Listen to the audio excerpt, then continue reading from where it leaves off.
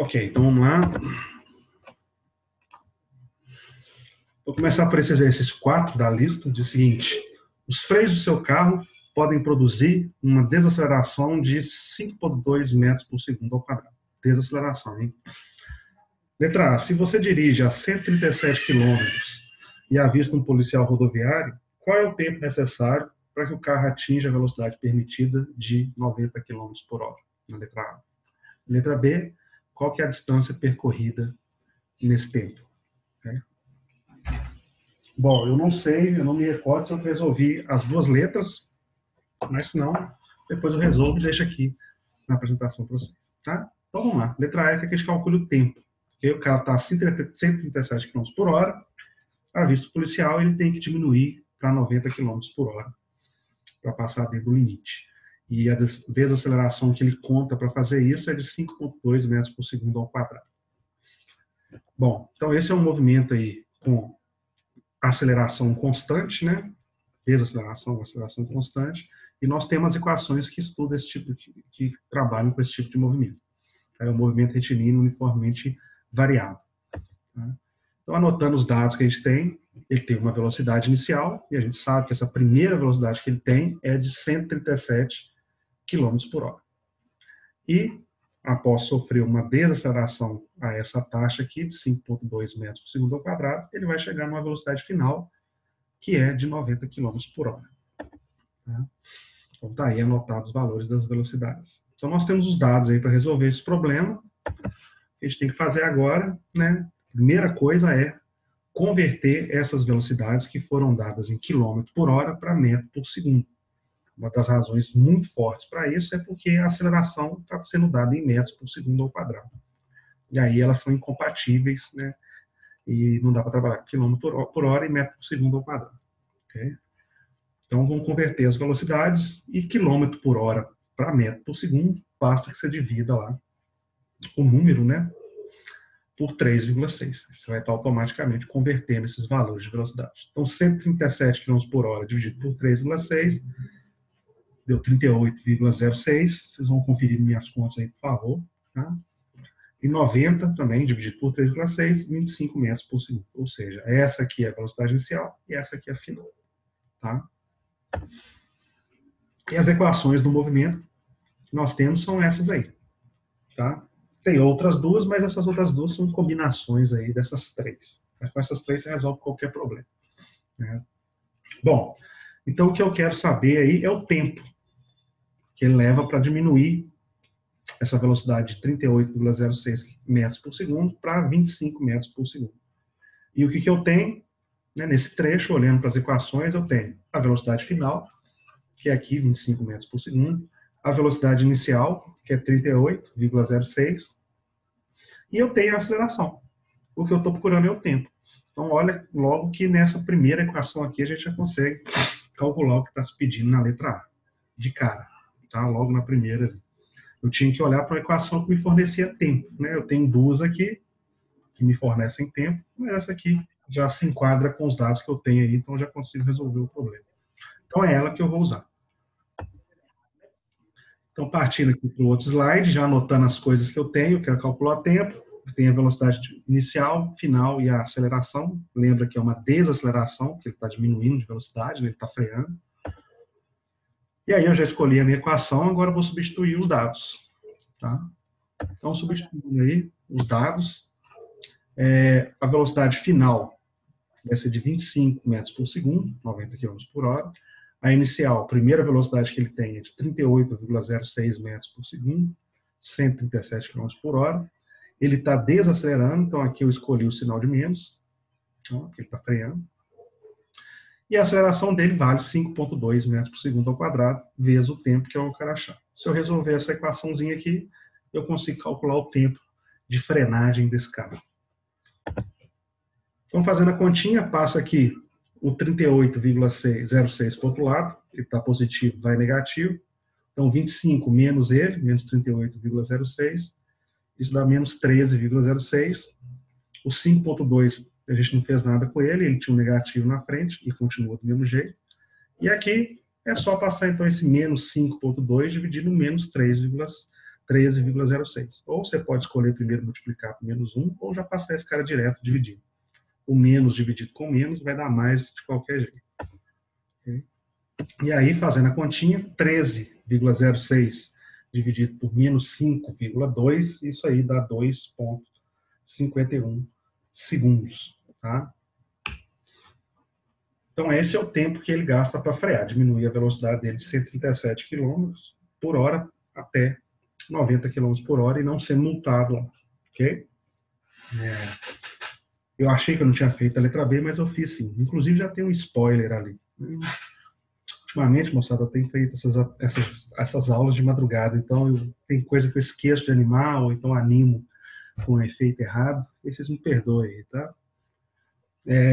Então vamos lá. Bom, a letra B ele quer saber qual que é a distância, né, que esse cara percorre durante essa frenagem, né, para ele diminuir a velocidade dele de 137 km por hora para 90 km por hora. Ele gastou um tempo, que não é um tempo grande, né, 2,5 segundos aproximadamente, né, mas ele vai andar uma certa distância. Ele já está até vendo o valor da distância aqui. Olha que não é pouco, não. 2,5 segundos. Hein? Bom, o que a gente tem que fazer é selecionar uma equação que me permite calcular a distância com os dados que eu tenho. Tá? Só voltando lá em cima para a gente olhar para as equações de novo. São essas três. E agora eu tenho tempo também. Então eu tenho que selecionar uma equação aqui que me forneça a distância, o ΔX. Veja que ΔX aparece na segunda equação. Lembrando, né, que x é a posição final, é uma das maneiras de escrever a posição final. X0 é a posição inicial. Se eu passar o x0 para o outro lado, fica x menos x0, ou seja, a posição final menos inicial, isso é o ΔX. Né? Então é a distância percorrida, ou o deslocamento. Então essa equação me permite calcular a distância e a de baixo também. Bom, se você olhar essa de cima aqui, eu tenho todos os dados, com exceção da distância, então dá para usar ela. E a de baixo, a terceira, eu também tenho todos os dados, com exceção aí da distância. Então eu posso usar ela também. Então qualquer uma das duas me forneceria o mesmo resultado nesse problema. Tá? E aí vai do freguês. Okay? Eu escolhi essa aí com as velocidades ao quadrado, sem razão especial nenhuma dessa vez. Tá? Talvez seja pela minha preguiça, então eu acho que eu faço menos conta com essa equação. Então, vou substituir os valores que eu possuo. A velocidade final eu tenho, que é de 38,06 metros por segundo. A velocidade inicial também eu tenho, 25 metros por segundo. A desaceleração eu tenho, o que eu estou querendo achar aqui é o deslocamento, a distância. Então, substituindo os dados na equação, lembrando que esse mais ou menos aqui na frente da aceleração, eu estou selecionando como menos, porque ele está desacelerando com esse valor. Tá? E o 2 aqui já é da própria equação. Então, a velocidade final, 25 ao quadrado, velocidade inicial, 38,06 ao quadrado, menos 2, que multiplica a aceleração, que é 5,2 vezes ΔX. Fazendo as continhas aí, 25 ao quadrado, 625, e 38,06 ao quadrado, 1.448,6, arredondado aqui eu acho, acredito. E 2 vezes 5,2 dá 10,4, com o sinal de menos na frente. Então, resolvendo essa equação, o que eu vou fazer? Vou isolar aqui o ΔX. Para isso, primeiro eu vou passar esse 1.448,6 para o outro lado, ele vai ficar negativo. Então, ele vai vir subtraindo aqui o 625. Então, 625 menos 1.448,6 vai dar menos 823,6. E do outro lado sobra o que eu não mexi, que foi o menos 10,4 ΔX. E aí, de novo, você pode primeiro multiplicar por menos 1 e então passar o 10,4 dividindo, ou eu já posso passar o menos 10,4 dividindo, e um número negativo dividido por outro número negativo vai me dar positivo. Então, 823,6 dividido por 10,4, isso vai me dar aí 79,2 metros. Apesar da frenagem ter acontecido num tempo curto, né, ele não estava devagar esse cara, e ele andou isso tudo aqui, ó, 80 metros quase, né, em 2,5 segundos. É bastante coisa, né, moçada? Bom, ele não tomou multa, né? Mas, pô, não é brinquedo, não. Ok? Então, esse aí é mais um probleminha que envolve movimento retilíneo uniformemente variado. Tá? Nessa letra B eu poderia ter usado a equação 2, mas eu escolhi usar essa porque é a que a gente menos usa, para falar a verdade, nessa minha lista, né? Ela tem aparecido com menos frequência. Então resolvi utilizá-la aqui também. Tá? Então esse, se eu não me engano, foi o exercício 4. Tranquilo, moçada? Vocês podem perguntar, me interromper se tiver dúvida, ok? Vamos partir para o próximo, então. Tranquilo. Animei o trem para ir para sair. Então, exercício 5. Isso aí foi um exercício que já caiu numa prova modular, antes a modular chamava integradora, tá, galera? E aí foi um típico exercício de modular, tá? Envolvendo aí movimentos. Então vamos ver aqui o que ele pede. Ele fala o seguinte: um astronauta abandona uma pedra em um buraco em Marte e a mesma pedra demora 1,19 segundos para atingir o fundo do buraco. Então o cara foi lá em Marte e jogou uma pedra no buraco. Tá? A gente demora meses para chegar lá em Marte, e aí o experimento desse astronauta foi isso: chegar na beirada do buraco e jogar uma pedra lá. Tá? Sabendo que, se a mesma pedra fosse abandonada na Terra, a mesma pedra, onde a gravidade é 9,8 metros por segundo ao quadrado, em um buraco de mesma profundidade, a duração da queda seria de 1,2 segundos.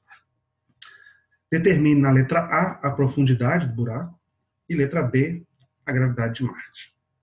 Então o cara pegou uma pedra e deixou ela cair dentro de um buraco lá em Marte, e essa pedra demorou 1,9 segundos para bater lá no fundo do buraco. Se ele soltasse a mesma pedra num buraco de mesma profundidade na Terra, essa pedra cairia mais rápido. Ela levaria aí 1,2 segundos para bater lá no fundo do buraco. Okay? E aí ele quer que a gente calcule na letra A a altura desse buraco. Os dois buracos têm a mesma altura, então qualquer um que eu calcular a altura eu já sei. E na letra B ele quer que a gente calcule a gravidade de Marte. Que a gravidade da Terra a gente já tem, é 9,8 metros por segundo ao quadrado. Bom, então vamos recolher, catalogar os dados que a gente já tem. Né? Então lembre, a pedra, o movimento da pedra começa aqui em cima, né? E termina lá embaixo no buraco, lá no fundo do buraco. Então a primeira posição da pedra, nos dois casos, é aqui no alto. E a última posição vai ser lá na base do buraco, lá embaixo, a posição final. Okay? Então, substituindo isso, né? Então no começo do movimento, a posição inicial da pedra, eu chamei de H, e a última posição, lá embaixo, quando ele está no fundo do buraco, eu chamei de 0. Okay? Então a pedra começa lá em cima e cai até no fundo do buraco. E lá em Marte, tudo que tem M aqui, né, PM, é o tempo de queda em Marte, ela leva aí 1,9 segundos para percorrer essa distância, esse deslocamento. E como ela foi abandonada, lembre-se, quando um objeto é abandonado e cai, né, a primeira velocidade é 0. Então, como ela foi abandonada lá em Marte, a velocidade inicial dela é 0. E à medida que ela cair, ela vai ganhando velocidade e vai bater lá no fundo do buraco com uma certa velocidade. Depois que ela bateu, ela quica, ela roda, e aí depois ela para. Né? O mesmo experimento feito na Terra, os dados são semelhantes. Né? O buraco aí tem a mesma altura, a pedra também foi abandonada lá do alto do buraco até bater lá no fundo, só que na Terra, desculpa aqui, era para ser TT, né? Saiu TM aqui, o tempo da Terra é de 1,2 segundos, é menor, a pedra cai mais rápido. E, obviamente, ela também foi abandonada. Então, a velocidade inicial dela de queda na pedra, na Terra, é 0 metros por segundo. Okay? Então, esse é um problema aí de queda livre, né? A pedra está caindo na vertical. Então, o problema de queda livre a gente conhece, é um movimento retilíneo uniformemente variado. Né? E as equações, já passando aqui para o próximo slide, a gente já conhece também, são dados pela equação aqui de baixo. Como na letra A, ele quer que eu calcule aí a altura do buraco, né? Lá em Marte, eu ainda não sei a gravidade do planeta. E todas as equações aqui, de queda livre, dependem da gravidade. Tá? Então, o que eu vou fazer? Eu vou calcular essa altura do buraco na Terra, porque a altura do buraco na Terra é igual à altura do buraco lá em Marte. Okay? Então, eu posso calcular nela e já sei a altura dos dois buracos.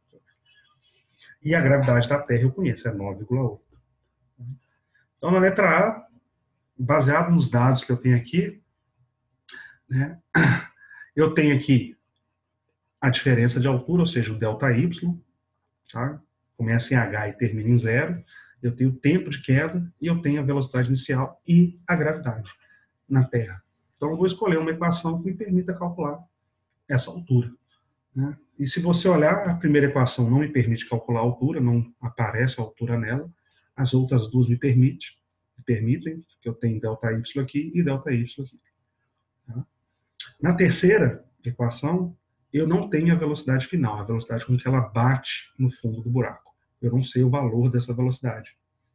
Se eu não sei o valor dessa velocidade, também eu não consigo calcular a altura usando essa equação. Então eu vou optar em usar a segunda, porque eu quero calcular a altura, tem a velocidade inicial, tem a gravidade e tem o tempo. Então dá para usar essa equação aqui.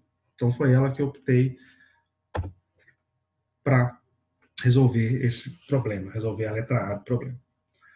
Então, vou começar substituindo os dados que eu tenho nessa equação. Lembrem-se que a velocidade inicial é zero, e ela sendo zero, ela zera esse termo todo aqui da equação, né? Porque zero vezes qualquer coisa vai dar zero. E o ΔY, lembre-se, é sempre posição final menos inicial, né? Delta de qualquer coisa, variação de qualquer coisa, é sempre a coisa final menos a inicial. E aqui é o y final menos o inicial.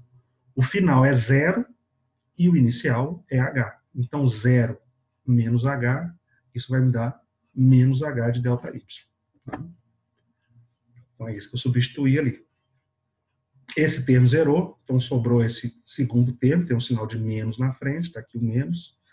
Meio que multiplica o valor da gravidade da Terra, que é 9,8, vezes o tempo de queda aí na Terra, que é de 1,2. E eu aqui também escrevi M, mas deveria ser T. Eu vou corrigir isso antes, daqui a pouco. Então, substituindo o tempo aqui, ele está ao quadrado, e fazendo as continhas, né, dá para fazer essa conta toda aqui na calculadora. 9,8 dividido por 2 vezes 1,2 ao quadrado. Eu fiz mais devagar. Olha, eu repeti ela aqui. Isso aí vai dar 7,06 metros. Okay? Negativo, os dois lados estão negativos, vai multiplicar por menos 1. Aqui era um passo intermediário que eu tinha feito, mas não sai. Tá? Mas daqui, já direto, você joga na calculadora e já chega em 7,06 metros. Okay? É a profundidade desse buraco aqui. Tá? Na Terra, né? Onde eu conheço a gravidade. Okay? E a letra B desse problema, ele vai te pedir para calcular a gravidade lá de Marte. Lembre-se, os buracos têm a mesma profundidade. Ao descobrir a profundidade do buraco aqui na Terra, eu também já sei a profundidade do buraco lá em Marte. Então, já usando isso como dado, colocando aqui, as outras coisas eu também tenho. O tempo de queda em Marte é diferente, é mais lento, é de 1,9 segundos. As equações do movimento são as mesmas. E o que eu quero encontrar aqui é a gravidade, baseado nos dados que eu tenho já em mãos. Tá? Na primeira equação aparece a gravidade, eu poderia calcular, aliás, nas três equações, né, aparece a gravidade, mas na primeira equação, além de não ter a gravidade, eu não tenho a velocidade final. Então não dá para usar só essa equação para resolver o problema. E na terceira acontece a mesma coisa. Eu não tenho a gravidade e não tenho a velocidade final. Então também não dá para usar a terceira aqui para calcular direto esse valor da gravidade. O que me sobra novamente é a segunda equação. Porque agora eu tenho a altura, que é 7,06. Eu tenho a velocidade inicial, que é zero. E eu tenho, né, o tempo aqui de queda. Só não tem a gravidade. Então eu escolhi a segunda equação mesmo. Tá? E aí agora substituir os valores. Substituindo os valores aí, lembrando que, né, o H aqui, né, ele vale 7,06, ou seja, a altura inicial vale 7,06 e a altura final, o Y final, vale zero. O ΔY é sempre Y final menos Y inicial. Então seria aí 0 menos 7,06, o que me dá aí menos 7,06. A velocidade é zero, zero é esse termo todo, sobra menos meio, que multiplica a gravidade de Marte, que eu não sei, vezes o tempo de queda lá em Marte, que é 1,9 elevado ao quadrado. O quadrado aí é da equação. Fazendo as contas aí, desse lado aqui, né?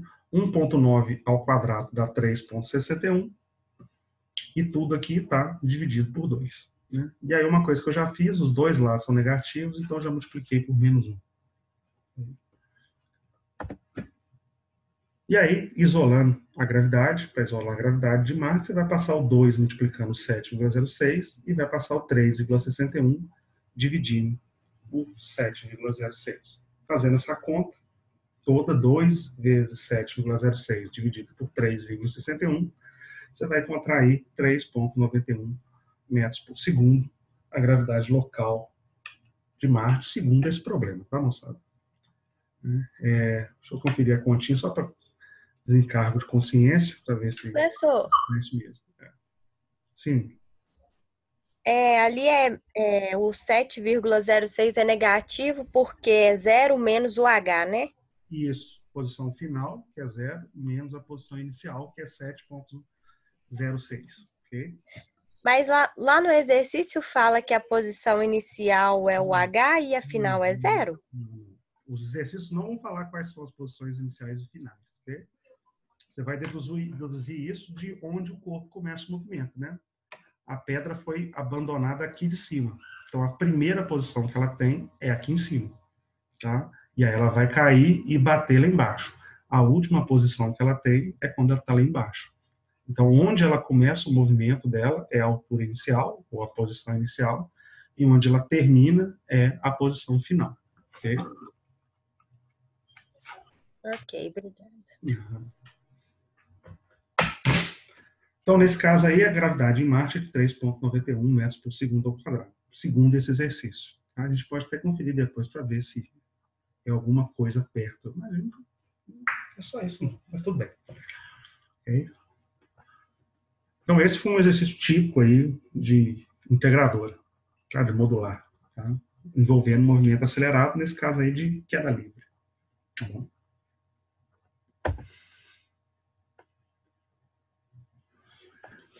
Esse outro exercício aqui é o exercício 11, é um exercício que tem um gráfico, tá? Esse gráfico aqui de velocidade por tempo, e aí ele vai descrever o movimento, e o movimento do corpo que ele descreve aqui está relacionado com o gráfico. Okay? Então, vamos lá.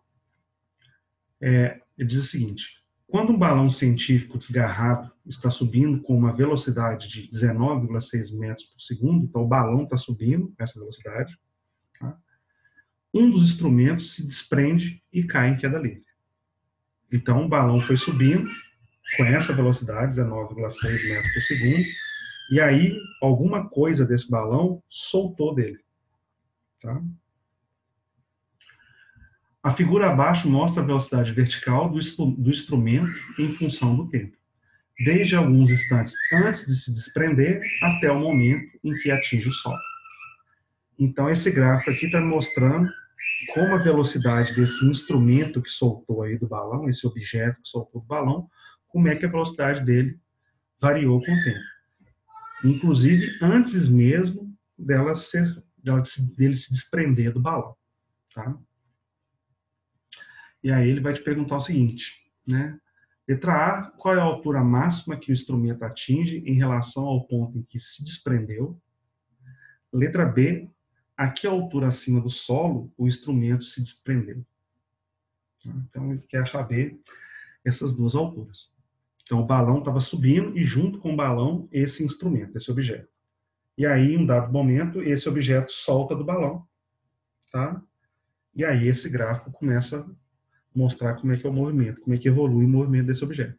Então a letra A, a primeira coisa que ele pergunta é: depois que o instrumento se soltou do balão, qual foi a altura máxima que esse instrumento chegou, né, em relação ao ponto onde ele se desprendeu do balão? E na letra B, ele quer saber qual é a altura que esse objeto estava em relação ao chão quando ele se desprendeu do balão. Então, vamos tentar calcular. Tá? Lembre-se, o balão está subindo. Então, tudo que está no balão está subindo junto com o balão. Se esse objeto se desprende do balão, a primeira velocidade que ele tem é a velocidade do balão. Tá? O balão é como se fosse a mão nossa jogando um objeto para cima. É isso que o balão está fazendo. Tá? Quando a gente joga um objeto para cima e esse objeto sobe, quem que dá a velocidade inicial para ele é a nossa mão. Por quê? Porque a nossa mão está naquela velocidade que foi dada para o objeto, foi transferida para o objeto. É isso que o balão fez com esse instrumento.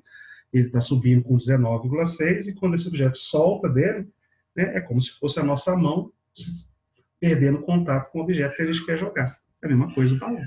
Então é como se o balão estivesse jogando esse objeto para cima com essa velocidade, 19,6. É a primeira velocidade que o objeto vai ter. Então a primeira velocidade que esse objeto tem, que se desprendeu do balão, é 19,6 e ela aponta para cima. E é por isso que a letra A te pergunta qual que é a altura máxima que o instrumento atinge em relação ao ponto que se desprendeu. Porque aqui, ó, essa primeira parte do gráfico, está vendo que é constante, a velocidade não muda com o tempo, né? Ela tem o mesmo valor sempre, ou seja, qual o valor?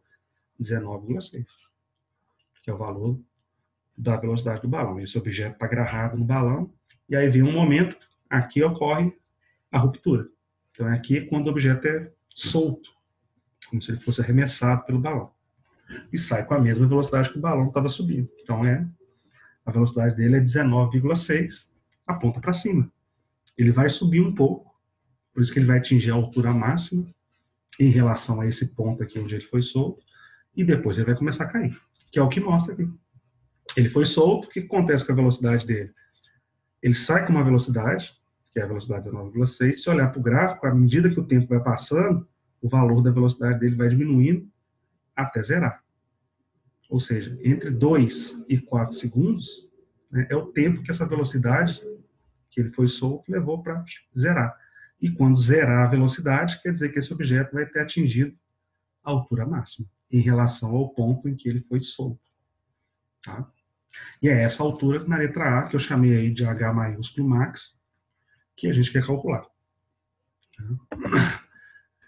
Então é isso que está descrito aí nesse gráfico. Então aqui o objeto desprende com essa velocidade, apontando para cima, porque o balão estava subindo. O balão é como se fosse a nossa mão arremessando um objeto. Tá? E aí ele parte dessa velocidade inicial, continua subindo, a velocidade dele vai diminuindo, diminuindo, diminuindo, até chegar lá em cima, no máximo, em relação a esse ponto, e ela zera. E quanto tempo que ela leva para zerar, está aqui no gráfico. Ela sai aqui no instante 2 segundos, começa a diminuir, diminuir, diminuir, e ela vai ser zero no instante 4 segundos. Então, o tempo que ela gastou para zerar, de 2 até 4 segundos, eu tenho um tempo aí de 2 segundos. Então, eu tenho a velocidade inicial, a velocidade final, e eu tenho o tempo que levou para essas velocidades variarem. Né? E eu tenho também, sempre, a gravidade. Isso aí é um problema de lançamento de projéteis.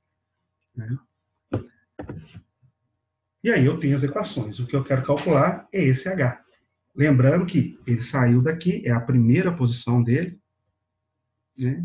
E aí, lá em cima, vai ser, na letra A última posição dele. Então, a posição inicial dele é aqui, onde começou, eu comecei a analisar o movimento dele, e a posição final é lá em cima. Agora ele está subindo. Tá? Então, beleza. Então, vamos lá. Aqui não dá espaço, então vou continuar na próxima transparência. Mas eu transportei alguns dados que são importantes aí para a resolução do problema. O ponto onde ele foi solto, o tempo que ele levou aí para chegar na altura máxima e diminuir a velocidade até zero.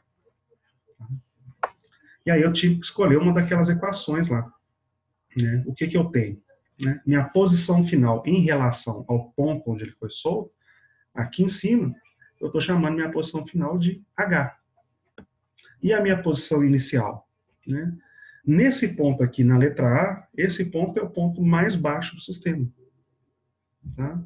Então, eu posso estabelecer esse ponto na letra A como sendo a altura zero. Então, ele vai sair da posição inicial aqui, que é zero, tá? E vai subir até a altura H, onde a velocidade dele é zero. Por isso que ele não sobe mais, é a altura máxima. Ok? Eu sempre posso fazer isso. Tá? eu olho qual que é o ponto mais baixo do sistema e estabeleço ele como sendo zero. E é aqui o y inicial é zero e o y final é h. Vou voltar lá em cima só para ver qual é a equação que a gente escolhe aqui. Né? O que eu tenho? Tem a velocidade inicial, final, o tempo e tem a gravidade também. O que eu estou querendo calcular é a altura. E a altura eu posso usar qualquer uma dessas duas equações. Eu posso usar a segunda, porque eu tenho a velocidade inicial, eu tenho o tempo, tá? E tenho a gravidade. Então eu tenho tudo aqui. E posso usar a terceira também, porque eu tenho a velocidade final, tenho a velocidade inicial e tenho a gravidade, só não tem a altura que é aquilo que eu estou procurando. Qualquer uma das duas que eu usar vai dar o mesmo resultado. Elas fornecem sempre as mesmas coisas, são equivalentes. Tá? Então, vou voltar lá para onde eu vou resolver, fazer a conta.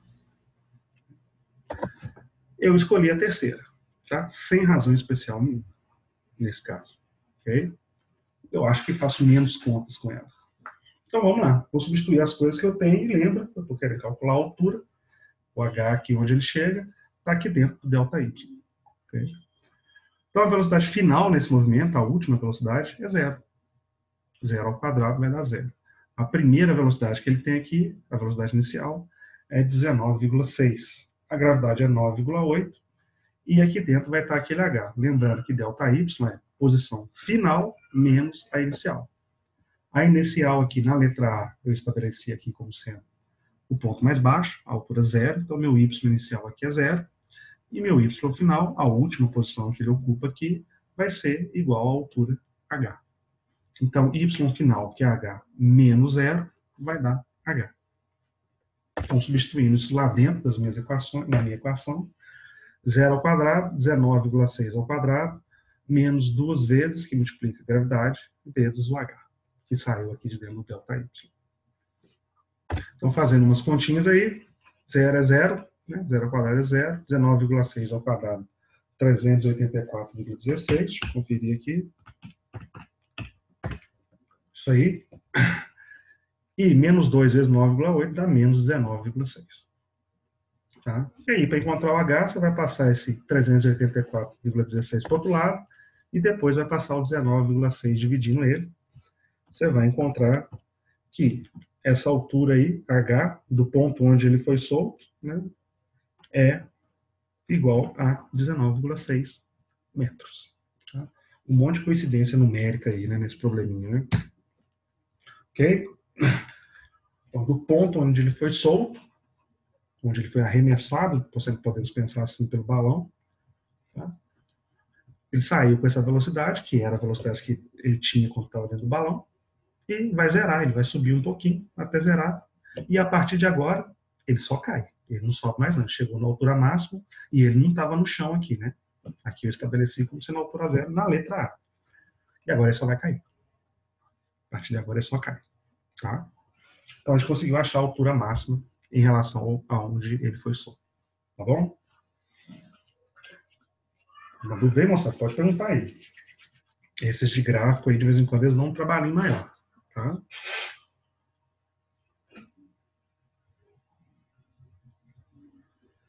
Então, beleza. Então, agora a letra B, o que ele pergunta? Né? Já não lembro mais o enunciado, não sei se eu copiei o enunciado dele aqui. Letra B, agora ele pergunta o seguinte: a que altura acima do solo o instrumento se desprendeu? Tá? Então, lembrando aí, um instrumento ele se desprende aqui nesse ponto. Ele está voando lá junto com o balão. O balão está com a velocidade de 19,6 metros por segundo. Ele vai subindo junto com o balão, subindo junto com o balão. Chega aqui, ele se desprende do balão. Mas como ele estava subindo junto com o balão, então ele tinha a mesma velocidade do balão. Então ele sai com a velocidade inicial do balão para cima. Né? Então daqui ele se desprende nesse ponto. Qual que é a pergunta do problema? A que altura acima do solo o instrumento se desprendeu? Ou seja, ele se desprendeu nesse ponto, então o problema quer saber essa altura aqui em relação ao solo. Tá? E aí eu vou ter que achar algumas informações, né, que estão no gráfico. Tá? Se eu consigo tirar isso do gráfico. Porque veja o que acontece nesse movimento. Né? Aqui já está tudo desenhado, mas na próxima transparência vão aparecer, eu espero E vão aparecendo aí as setinhas na ordem que eu vou mostrando para vocês. Mas o que eu vou explicar aqui vai aparecer de novo na próxima transparência. Então aqui ele se desprendeu nesse ponto e ele está subindo. O que acontece com a velocidade dele? Vai caindo e leva 2 segundos para zerar. Ou seja, daqui até chegar na altura máxima, ele leva 2 segundos para subir e zerar. Quando ele chega na altura máxima, o que vai acontecer com ele? Ele não vai ficar parado. Agora ele começa a cair. E aí ele vai cair desse ponto, vai passar por aqui, né, no ponto onde ele foi solto, e o movimento é simétrico, moçada. Se para subir daqui até aqui, essa altura H, ele levou 2 segundos, para cair essa altura Hzão, ele leva 2 segundos. Se a velocidade dele aqui era de 19,6 e ele subiu essa altura H e zerou lá em cima, quando ele cair essa altura H, ele vai sair do zero. Quando ele chegar aqui nesse ponto, né, a velocidade dele agora vai ser, de novo, 19,6. Só que ela vai estar apontando no sentido oposto. Tá? E note, quanto tempo que ele leva para fazer isso? Né? Ele leva 2 segundos. O movimento é simétrico, ou seja, de 4 até 6 segundos, entre 4 e 6 segundos, ele volta para a posição inicial, de onde ele havia se soltado, desprendido lá do balão. E a partir daqui, ele só cai até bater no chão. E quanto tempo que ele leva para bater no chão, o gráfico te mostra. Ele sai daqui do ponto 6 segundos, e aí ele vai cair até 8 segundos. Ou seja, ele cai mais 2 segundos, e com esses 2 segundos, ele varre essa altura Hzinho. E é essa altura Hzinho que eu quero encontrar. Tá? Para isso, eu vou usar as informações que eu consigo tirar do gráfico e do movimento de queda livre, né? Tempo de subida é igual ao tempo de descida, é simétrico. Tá? Eu vou ter que escolher uma dessas equações, com o que eu tenho, com os dados que eu tenho. Mas vamos ver se na próxima transparência eu separei esses dados aí para a gente trabalhar. Né? Então, de novo, ele se desprende aqui, e aí ele leva 2 segundos para subir, atingir a altura máxima. Ele leva mais 2 segundos para descer e passar pela posição de onde ele havia sido solto. E quando ele passa por essa posição, ele adquire aí a velocidade de 19,6 metros por segundo, é simétrico. Né? E a partir daí, ele só cai. E ele cai por quanto tempo? Ele cai por 2 segundos até bater no solo. E aí eu quero encontrar essa altura H. No movimento de queda dele daqui até aqui, o que eu tenho? Eu tenho a velocidade inicial dele, de queda, e eu tenho o tempo que ele gastou para cair essa altura, tá? E eu tenho a gravidade. Então, olhando para as equações do movimento, com esses dados eu vou ter que calcular. Eu tenho tempo, velocidade inicial e gravidade. E eu quero calcular a altura de queda. Se você olhar para a segunda equação, eu consigo calcular essa altura aí, que ele estava da Terra quando ele se desprendeu lá do balão. O H que eu estou procurando vai estar aqui dentro. A velocidade inicial é essa aqui, 19,6 metros por segundo. Tá? Só que ela aponta para baixo, nesse ponto, porque daqui para cá ele só cai. Tá? Menos a gravidade, que é 9,8, esse meio da equação, e o tempo de queda até ele bater no chão, desse ponto até ele bater no chão, é de 2 segundos. Foi dado pelo gráfico. Tá? Então, vou substituir os valores nessa equação. Okay? Lembrando que, para sair daqui e bater no solo, agora no movimento na letra B, onde que ele começa o movimento na letra B? Ele começa aqui. A velocidade inicial dele aqui. E ele vai cair. Então, essa posição, ele está na posição mais alta em relação ao solo aqui, né, na letra P. Então, aqui ele começa na altura H, que eu estou querendo achar, H minúsculo, é a altura inicial, o Y inicial, e quando ele bate no solo, é a altura final, que é a altura zero, a altura do solo. Tá? Então, esse ΔY, que é a altura final, que é zero, menos a altura inicial, que é Hzinho, zero menos Hzinho, isso vai dar menos Hzinho. Então, substituindo aí essas informações na equação, eu tenho o ΔY, que dá menos Hzinho, a velocidade inicial dele. Agora ele está caindo, a velocidade é vetor, ele está se movimentando para baixo a partir desse ponto. Então, essa velocidade está apontando para baixo, então ela é negativa. Essas equações são todas vetoriais. Então, negativo, o valor dela é 19,6, o tempo de queda, 2 segundos, menos meio da gravidade, que é 9,8, vezes o tempo de novo, só que ao quadrado. Agora eu tenho que fazer essa conta toda para tentar achar esse H. Então, vamos lá. Fazendo a conta aí, desse lado não muda nada. Aqui, menos 19,6 vezes 2 dá menos 39,2. E essa operação toda aqui, 9,8 dividido por 2 vezes 2 ao quadrado, vai me fornecer menos 19,6. O menos já estava lá na equação. Então, menos 39,2 menos 19,6, isso aí vai dar menos 58,8. E já tem um menos lá do outro lado, multiplicando H, multiplicar tudo por menos 1. Então, a altura final, de onde ele foi solto lá, né, ao final, é de 58 metros, 58,8 metros acima do solo, quando ele se desprendeu lá do balão. Okay? O pulo do gato para resolver essa letra B aqui, né, é fazer essa análise da simetria do movimento de queda livre. E conseguir ver isso aqui no gráfico. Lembra, ele foi solto aqui, ele começa o movimento dele aqui subindo. E ao subir, a velocidade dele diminui de 19,6 para 0 metros por segundo. Na subida, essa velocidade está apontando para cima. Esse cara é positivo, na subida. Né? Ele leva 2 segundos para zerar. A partir daí, aqui, velocidade zero. O que acontece? Ele começa a cair. 2 segundos depois, ele vai estar passando exatamente pelo ponto onde ele foi solto. E o que acontece? O movimento é simétrico. Tá? Ele cai de zero, a velocidade dele varia de zero até 19,6 metros por segundo novamente, no mesmo tempo. Tá?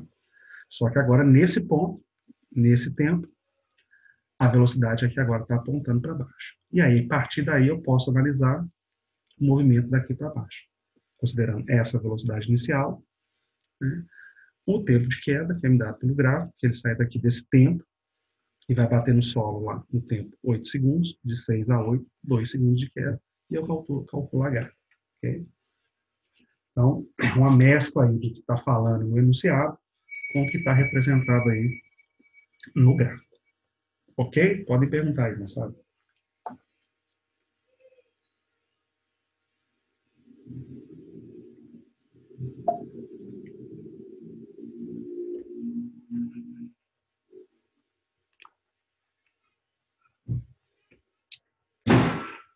Tranquilo? Meu microfone está desligado? Tranquilo isso aí? Tá bom.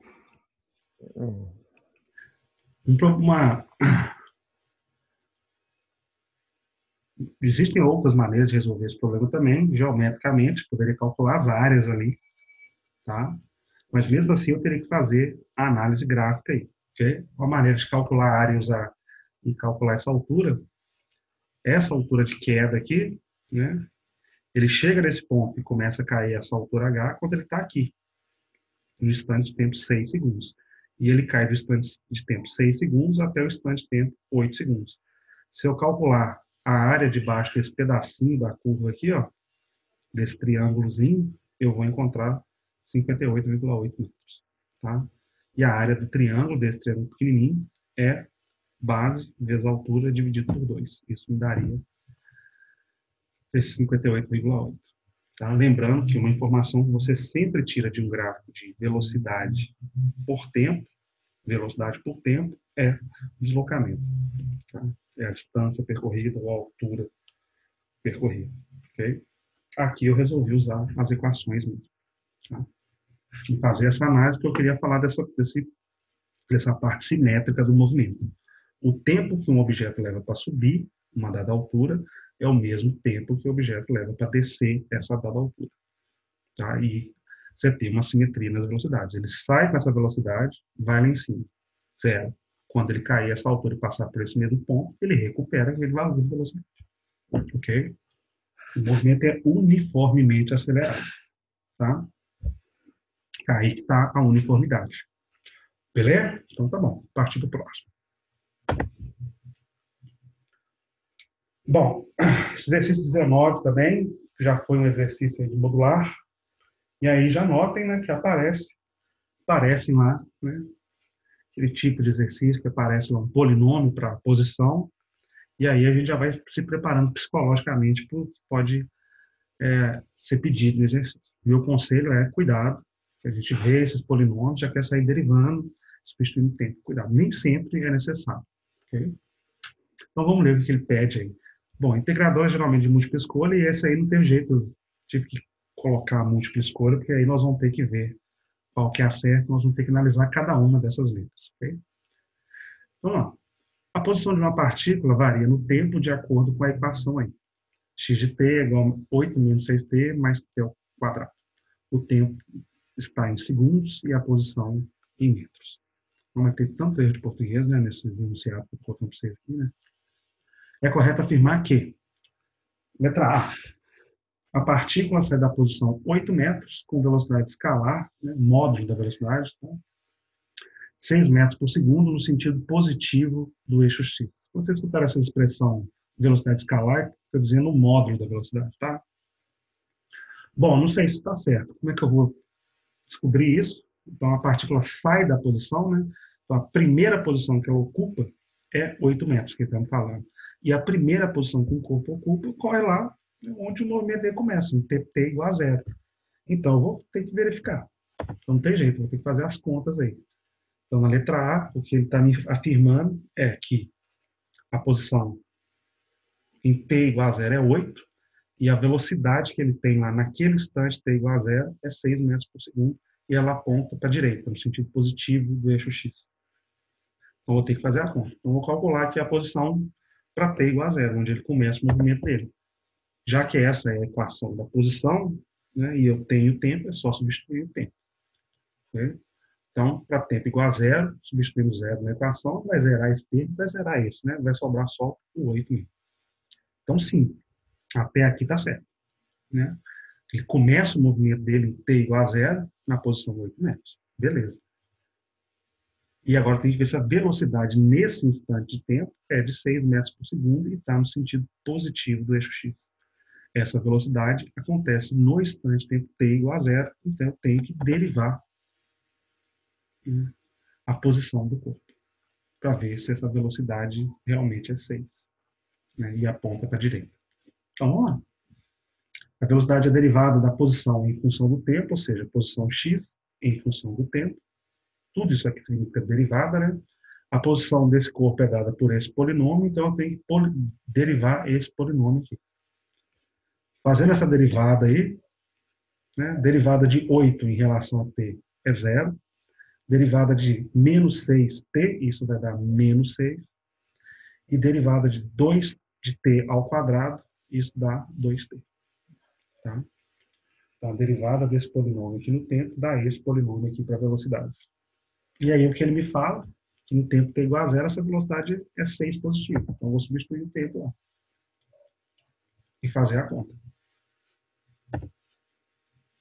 Fazendo a conta, deu menos 6 a velocidade. Ou seja, ela vale 6 a velocidade. Só que ela não aponta para a direita, como ele me afirma na letra A. Ela aponta para a esquerda. Saiu aqui o sinal negativo. Então, essa alternativa é falsa. E aí, agora a letra B. Letra B, ele diz que o módulo da velocidade da partícula aumenta do instante inicial ao instante de tempo t igual a 3 segundos. Ou seja, ele diz que o valor da velocidade cresce desde o instante inicial, que é o instante t igual a zero, que a gente já calculou, tá? Até o instante de tempo t igual a 3 segundos. O que significa isso aqui? Velocidade é um vetor. Significa que no tempo t igual a zero, o valor da velocidade é 6 metros por segundo. E o negativo só me informa que essa velocidade, nesse instante, está apontando para a esquerda. Tá? Então, vamos lá. Então, a letra B está falando aí que a velocidade aumenta desde o instante zero até o instante tempo t igual a 3. Então, vamos confirmar isso. Eu tenho a expressão que me dá a velocidade em qualquer instante de tempo, qualquer um. Tá? E eu já sei que no instante t igual a zero, no instante inicial, né, ela vale menos 6 metros por segundo. Tá? E lá no instante t igual a 3 segundos. Vou jogar aqui na equação para ver. em 3 segundos, jogando 3 segundos aqui na equação da velocidade, ela vai dar, fazendo a conta aí, 0. Ou seja, no instante t igual a 0, a velocidade dela era de 6 metros por segundo, esse é o valor da velocidade, e ela apontava para a esquerda. 3 segundos depois, ele parou. A velocidade deu 0. Ou seja, a velocidade não aumentou, a velocidade diminuiu. Ele freou. Okay? Então, não aumentou, não. Então, essa letra B também é falsa. E aí ele vem na letra C, e ele diz o seguinte: no instante de tempo t igual a 3 segundos, não, mas não está saindo aí um plural, né? 3 segundos, a velocidade da partícula é nula. No instante de tempo t igual a 3 segundos, a velocidade da partícula é nula. Bom, na letra B a gente sabe que é, a gente já fez a conta aqui. Mesmo assim, pode-se dizer que ela está em movimento retilíneo uniformemente variável, aceleração constante. Ou seja, nesse instante de tempo t igual a 3 segundos, o que o problema está me falando aí, na letra C, é que além de, em 3 segundos, a velocidade ser zero, a aceleração da partícula é constante. A gente vai ter que confirmar isso na próximo slide aqui. Então, vamos lá. Letra C. A velocidade eu tenho a expressão dela para qualquer instante de tempo. No instante t igual a 3 segundos, a gente já confirmou que ela é zero, do item anterior. Agora, para saber se ele está acelerando ou não, eu tenho que olhar para a aceleração nesse instante de tempo. Se é uma aceleração que acontece nesse instante de tempo, é uma aceleração instantânea. É a derivada da velocidade em função do tempo. Então, agora eu tenho que achar a aceleração, eu tenho que aplicar essa operação matemática no polinômio da velocidade, que é esse polinômio aqui. Então, eu vou derivar esse polinômio em função do tempo. Então, a aceleração vai ser igual à derivada de menos 6 em função do tempo, que é zero, e mais a derivada de 2t. Derivada de 2t em função de t, isso vai dar 2. Ou seja, essa aceleração da partícula é constante em qualquer instante de tempo. Eu coloquei aqui um instante de tempo t igual a 3, mas se eu colocasse qualquer outro instante de tempo, eu não mudaria esse número. Esse número é 2 metros por segundo para sempre. Não tem t nenhum multiplicando ou dividindo esse número. Então, ele é constante em função do tempo. Então, para qualquer instante de tempo, é constante. Então, o que o problema está me falando é, letra C, no instante de tempo t igual a 3 segundos, a velocidade é zero, e ela está com um movimento uniformemente variado, ou seja, aceleração constante. Aceleração constante. Então, a letra C aqui está correta. Essa está certa. Está tudo certo. Mas só para mim, né? Já chegamos aqui na letra C, eu vou fazer a letra D e a letra E. Elas estão erradas, mas vamos ver por que elas estão erradas. A letra D diz que a velocidade escalar da partícula é nula nos instantes de tempo t igual a 2 e t igual a 4. Ou seja, o valor da velocidade dá zero no instante de tempo t igual a 2 e também dá zero no instante de tempo t igual a 4 segundos. Então, vamos lá. Eu tenho a expressão da velocidade em qualquer instante de tempo. Então, para 2 segundos, eu vou substituir o tempo ali e fazer a conta. E ao fazer a conta, substituir o tempo, menos 6 mais 2, que multiplica 2, isso aqui dá 4. Menos 6 mais 4, menos 2. Não zerou. Então, já aqui eu já poderia parar, porque já está errado. A velocidade não é zero, como ele falou ali no instante t igual a 2. Mas eu fiz para o instante t igual a 4 também. Só para ver que não vai zerar mesmo. Substituindo o tempo igual a 4 aqui, menos 6 mais 2 vezes 4, 2 vezes 4 é 8, menos 6 mais 8, isso aqui dá 2. Então também não é zero. Então essa letra D também é falsa. E a última, a letra E. A curva do gráfico posição versus tempo representa a trajetória da partícula. Não. Você tem que lembrar sempre isso. Um gráfico de posição por tempo não é a trajetória da partícula. Não é o morro que o carro está subindo, não é a rua reta que o carro está andando ou o morro que ele está descendo. Não. Tá? Um gráfico de posição por tempo, um gráfico de posição por tempo. Desse gráfico, por exemplo, de posição por tempo, você consegue tirar qual é a velocidade do corpo. A partir, se for um gráfico com velocidade o cara estiver andando com velocidade constante, esse gráfico vai ser uma reta de inclinação constante, ou com inclinação positiva, ou com inclinação negativa. Tá? E aí, a partir desse gráfico, uma das coisas que você consegue calcular é a velocidade. Tá? Mas esse gráfico não te dá, né, a trajetória do corpo. Okay? É como a posição do corpo muda com o passar do tempo, mas ele não está te mostrando o caminho que o corpo está percorrendo. Tá? Então, essa aqui é falsa também. Então, essa aqui foi a 19, tá? Da lista, envolvendo aí, talvez, o único tipo de movimento, né, que seja uma grande, grande novidade, né, que eu acredito que os outros movimentos a gente já tem ouvido falar alguma vez na vida. Mesmo que a gente não tenha ganhado, assim, familiaridade grande com eles, porque essas são muitas equações mesmo, lembrar isso tudo de cabeça é doido. Né? Mas essa aqui é a grande novidade, né, de usar essa ferramenta nova matemática, que é a derivada, para calcular velocidades e acelerações instantâneas. Tá? No cálculo, os calouros, né, devem estar aprendendo aí a derivada. Eu não sei se vocês vão mais à frente, né, porque são tudo ciência de computação, né? Tem muita gente da computação. Eu não sei se vocês fazem integral depois, que é a operação inversa. Então, eu poderia, nesse mesmo problema, fazer as operações inversas aqui. A partir da aceleração, chegar na velocidade, da velocidade chegar na posição. Tá? Obviamente, existe aí uma técnica para fazer isso. Okay? Beleza aqui, moçada? Isso aqui, galera, Beleza. galera que está vendo cálculo aí, derivado pela primeira vez, isso aqui está de boa?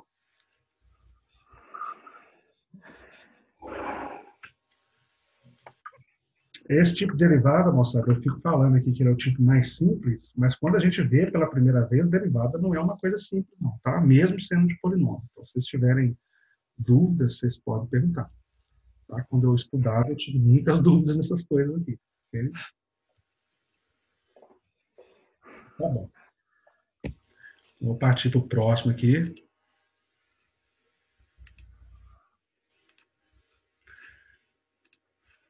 Que é o 21, que é um de gráfico também. Um outro exercício com gráfico. Tá? Integradora a modular, de vez em quando, gosta de exercícios com gráfico, porque gráfico requer interpretações. Tá? E esse problema, assim como o penúltimo exercício que a gente fez aqui, tinha um gráfico, tinha informações no enunciado, mas tinha um gráfico e dali a gente tirava mais informações aí. Tá? Então, vamos ver isso aqui. O problema é o seguinte: a figura abaixo mostra o movimento de uma partícula ao longo do eixo X com aceleração constante. Ou seja, esse aqui é um gráfico de posição em função do tempo. Tá? É um gráfico de posição em função do tempo. Isso aqui não é a trajetória da partícula. Okay? É como a posição dessa partícula no eixo X, ela variou à medida que o tempo foi passando. Tá? Ele não subiu essa rua torta aqui, não. Tá? Não é uma rua torta isso aí, não. Um morro torto. Então, a figura mostra o movimento de uma partícula ao longo do eixo X com uma aceleração constante. Então, ele está mostrando um gráfico de posição por tempo, ele está falando que a aceleração é constante. A escala vertical é definida por xs igual a 6 metros. É muito comum aparecer em gráficos, em problemas, desse jeito, não sabe? Que eles te dão a escala do gráfico a partir de um dos pontos ali do gráfico. Tá? Ou seja, esse xs aqui, ó, ele vale 6 metros. E ele está informando qual que é a escala do gráfico. Ou seja, está vendo esses quadradinhos aqui? Se aqui é 6 metros, ou seja, daqui do zero até aqui no xs, tem 6 metros. Isso quer dizer que cada uma dessas divisões aqui, elas valem 2 metros. Ou seja, daqui até aqui é 2, daqui até aqui 4, e daqui até aqui 6. Tá? E para baixo também. Do zero para baixo também é 2 metros. Do zero, se eu sair do zero e for para baixo, esse é o sentido negativo, estou indo para a posição menos 2. Então, foi assim que ele me deu a escala desse gráfico aqui na vertical. Tá? Na horizontal, ele não me deu a escala, porque ele já escreveu os valores ali nos pontos. Já, tá? Então, é isso que ele está te falando. A escala vertical definida por xs igual a 6. Ou seja, aqui vale 6. Então, se aqui vale 6, de 0 até aqui tem 6 metros, então cada divisão aqui vale 2. Okay? Então, 3 divisões. Né? Beleza. Isso é informação importante, tá? É uma interpretação importante também. Então, vamos lá. Letra A, qual o valor da aceleração da partícula? E letra B, qual é o sentido da aceleração? Para onde que essa aceleração aponta? Então, está mostrando um gráfico de posição em função do tempo. E não sei se vocês estão reconhecendo esse tipo de gráfico, mas isso aí é uma parábola, tá? É uma metade de uma parábola, tá? Uma parte dela.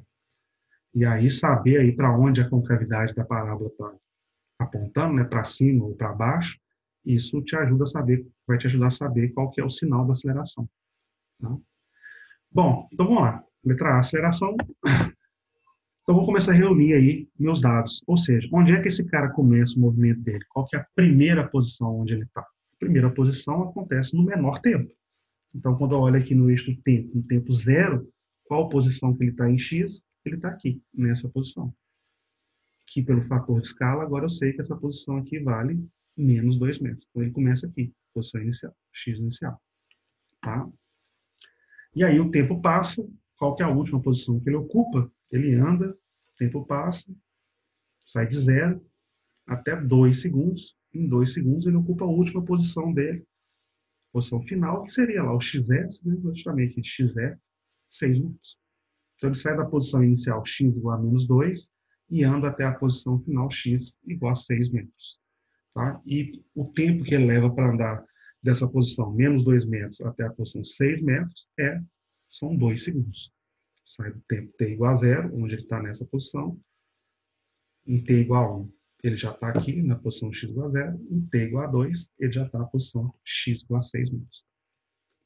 O que mais que eu consigo tirar aí de informação? O tempo, né, de sair da posição inicial e chegar na posição final. E tem mais uma coisa também que eu consigo tirar de informação. Mas antes vamos olhar aí para as equações. Ele quer que eu calcule o valor da aceleração. Perdão, moçada.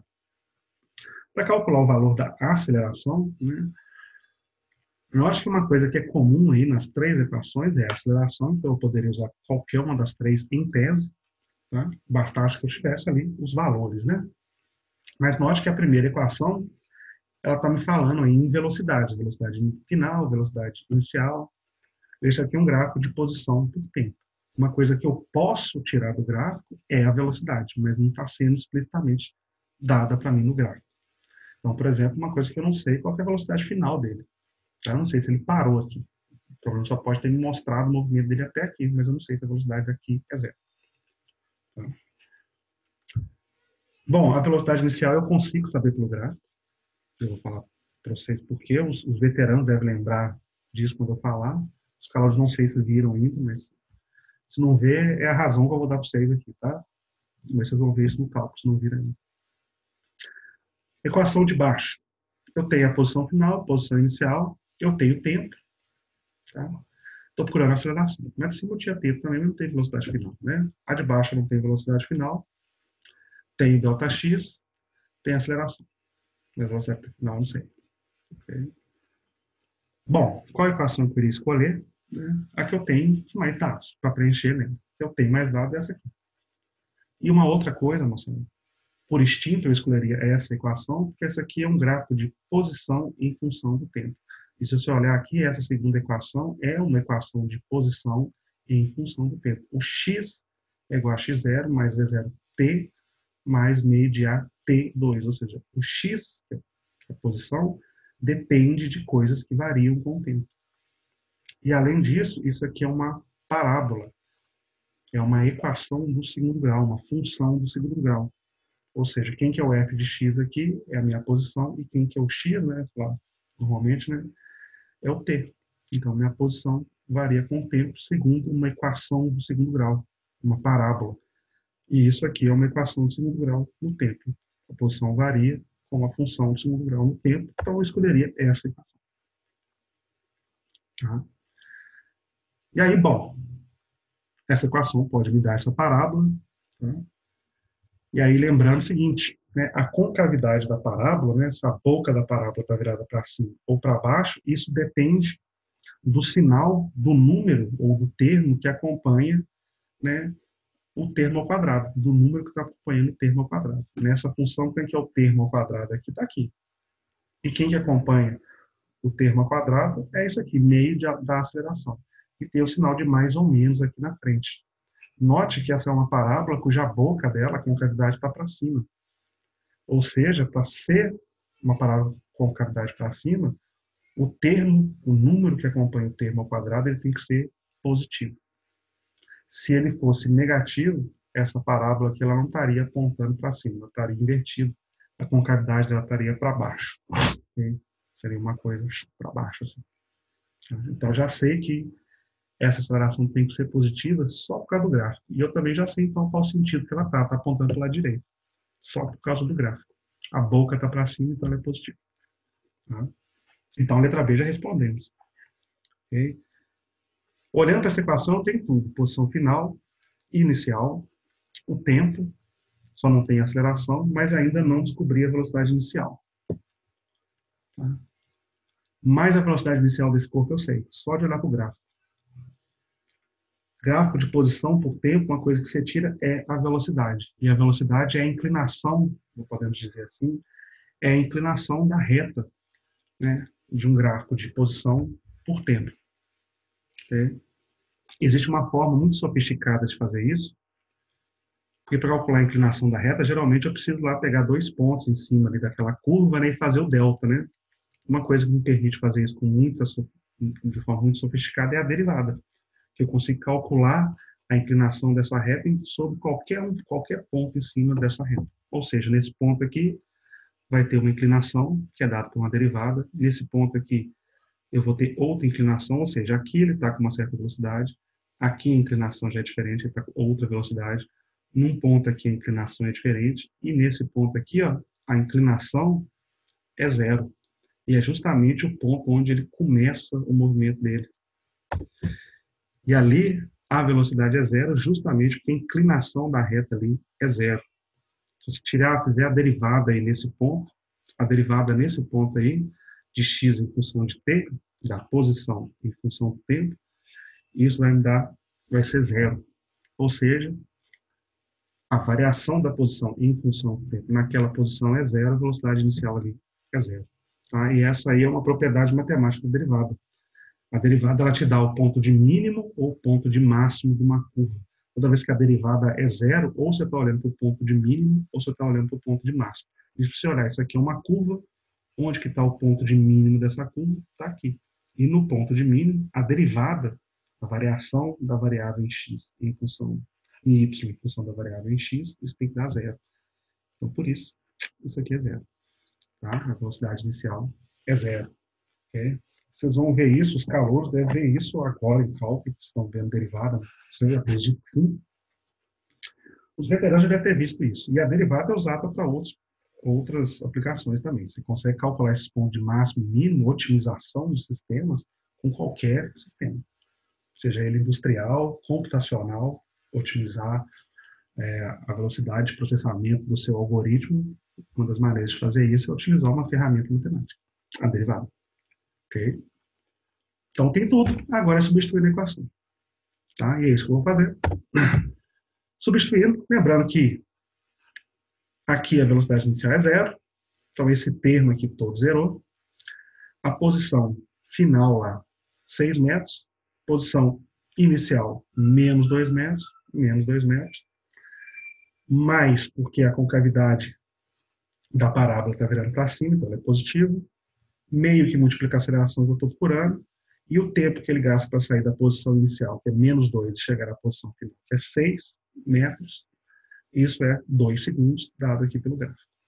Tá? E isso ao quadrado, que é da equação. Fazendo essa conta, eu vou conseguir achar essa aceleração. Então, vou fazendo a continha. Né? Se você passar o menos 2 para o outro lado, ele vai positivo, então vai somar com 6, vai dar 8. Essa conta aqui, 2 ao quadrado é 4. 4 dividido por 2 é 2. Multiplicar. Então, 2A é igual a 8. Então, a aceleração aí é igual a 4 metros por segundo. É a aceleração que esse corpo está se movimentando aí. E a posição dele varia, não linearmente com o tempo. Varia seguindo um polinômio de segundo grau, dado por essa função parabólica aí. Tá? Então, essa é a aceleração e ela é positiva, então o sentido dela é para a direita. Então, ao resolver a letra A, a gente mata as duas perguntas. Ok? Então, esse aí é o exercício 21. Beleza? Perguntitas, moçada. Pode perguntar.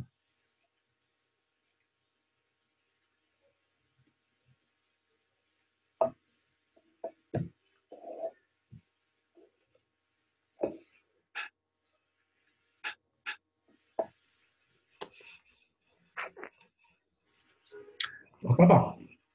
Tá bom, professor. Então, vamos pro próximo. Se tiver, né? Tem. Moçada, ao chegar aqui nesse exercício aqui, o 21, né? Nosso ritmo aí nas outras aulas, a gente resolveu basicamente a lista toda. Se eu me engano, deve ter ali um ou dois exercícios da lista que não foi resolvido, tá? Então, o resto está tudo resolvido dentro dessa apresentação aí de movimentos, ok? Não são poucos. E aqui eu coloquei até um exercício extra, só porque eu queria fazer, a gente fez aqui exercício aqui de gráfico aí de posição por tempo, de velocidade por tempo, aquele de queda livre, mas eu queria fazer um outro aqui de posição, de velocidade por tempo, tá? Que é o seguinte, esse problema é o seguinte, o probleminha é extra, por isso eu coloquei ali extra, então a gente acabou a lista toda até aqui. Então aqui diz o seguinte, semáforo é um dos recursos utilizados para organizar o tráfego de veículos e pedestres nas grandes cidades. Considere que um carro trafega em um trecho de uma via retilínea em que temos 3 semáforos. O gráfico abaixo mostra a velocidade do carro em função do tempo, ao passar por esse trecho em que o carro deve ter que parar nos 3 semáforos. A distância entre o primeiro e o terceiro semáforo é, então aí está mostrando o gráfico do carro, ao andar e parar nos 3 semáforos. Tá? E aí ele está te mostrando um gráfico de velocidade por tempo. E aí como é que eu interpreto esse gráfico, né? Para calcular a distância aí entre o primeiro semáforo e o terceiro semáforo. Então vamos lá. Quando o carro está parado no semáforo, a velocidade dele é zero, né? Idealmente, ok?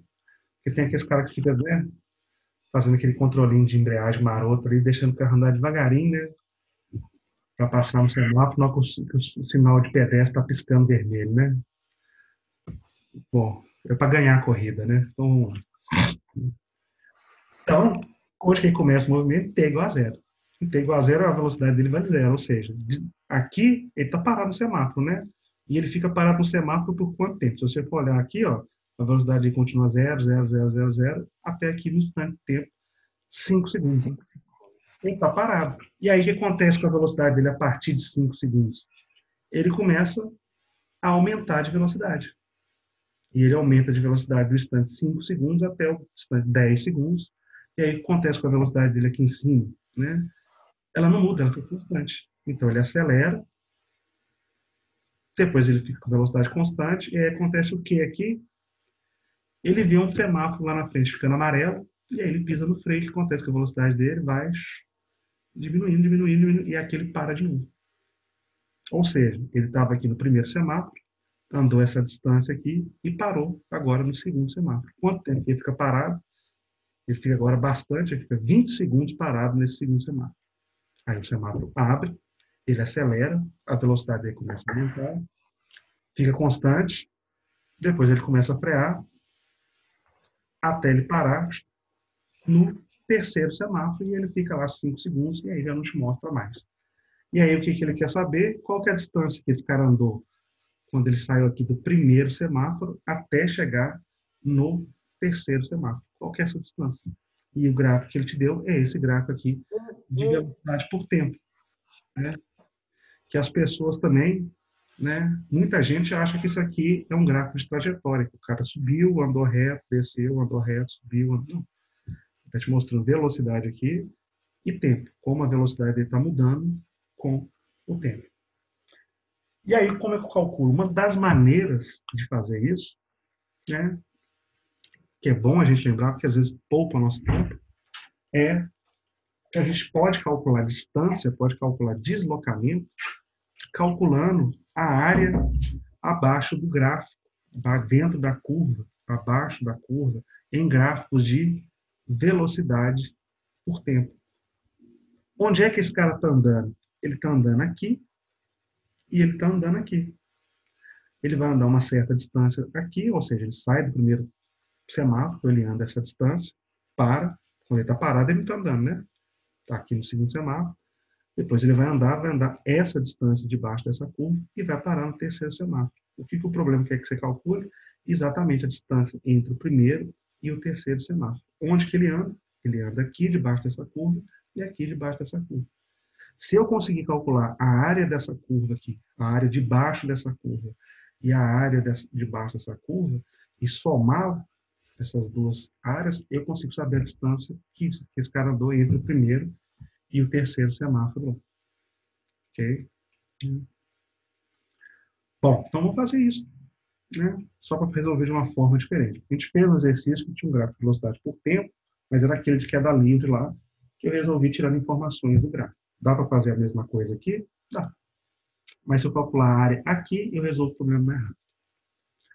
Então, vamos lá. Então, a área aqui de baixo dessa curva, vou chamar de A1, e eu vou, ao calcular ela, eu vou estar calculando o deslocamento, a distância 1, entre o primeiro e o segundo semáforo, sinal. E aqui eu vou chamar de área 2. Ao calculá-la, eu vou estar calculando a distância entre o segundo e o terceiro sinal.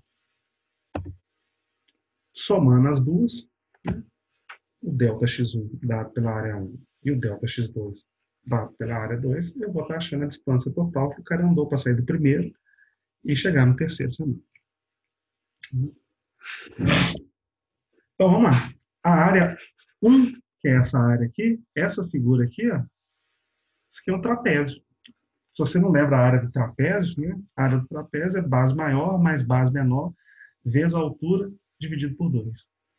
Se você não lembrar essa equação, como é que eu faço para calcular essa área? Você divide ela em figuras que você saiba calcular a área. Nesse aqui, eu consigo dividi-la em figuras que eu sei calcular a área. Por exemplo, se eu não lembrasse a área do trapézio, né? Eu poderia dividir essa área aqui em 3 áreas.